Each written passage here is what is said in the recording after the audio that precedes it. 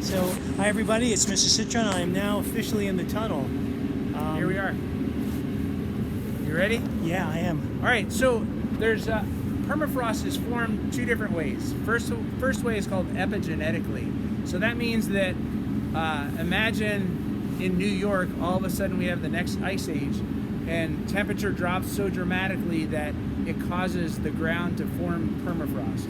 So permafrost is formed from the top down. Right. That's called epigenetic permafrost. That's not what we have here. We have syngenetic permafrost, which is permafrost that's formed as the ground is being formed. Okay. If that makes sense.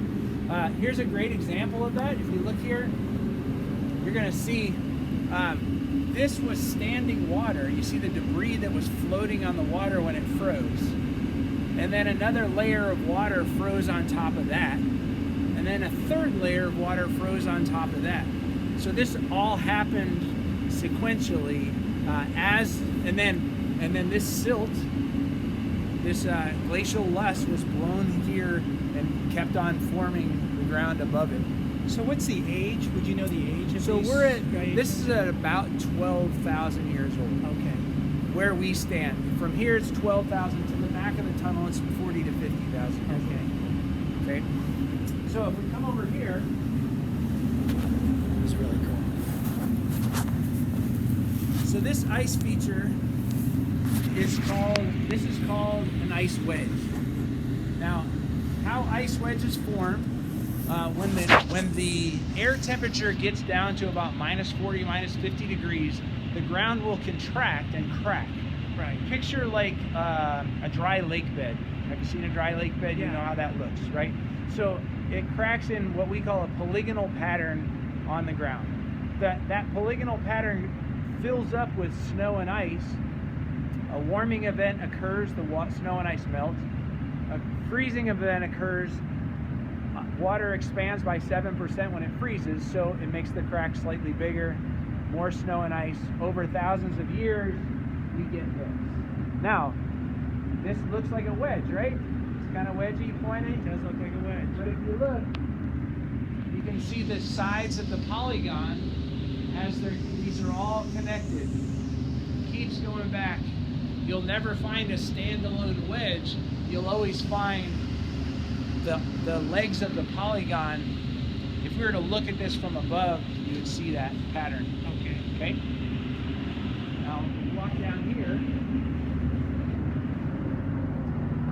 this is not a stalagmite. This is just water dripping from our refrigeration. Not permafrost.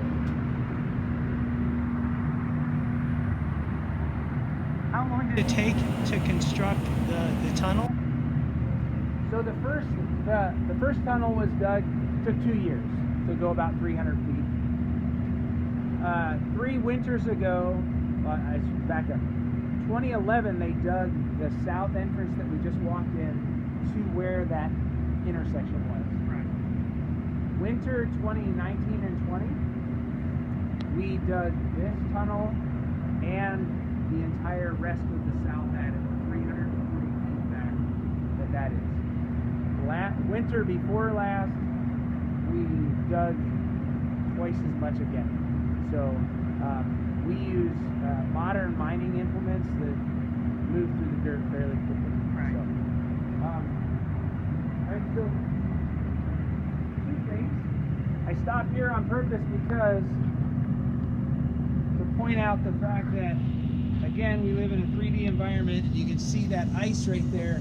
It's just an extension. This is all part of the same ice here, so we need to really watch our step. Otherwise, we wind up on our back, and that's not a good thing. So where we see a wedge, there'll be a continuous form of ice? Possibly. It depends how deep that ice feature is. Okay. Like over there, you saw that ice wedge very clearly came to a point, Right. and that's the end of the ice wedge. That's where that initial contraction happened, and it started. Now remember, all of this is formed over time. It's not like all of this dirt was here and then the ice formed in it. The silt was